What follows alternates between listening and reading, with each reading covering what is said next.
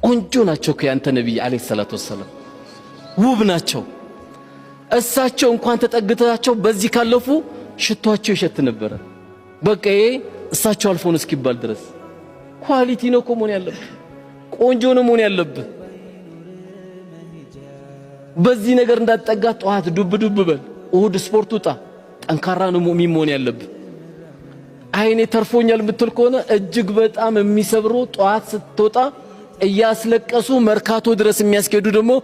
አንጀት የሚበሉ ህብረተሰብ ያለበት ማህበረሰብ ውስጥ ነው ያለነው ይሄ ማህበረሰብ አንተ አትጠየቅም እንዴ በዚህ ብር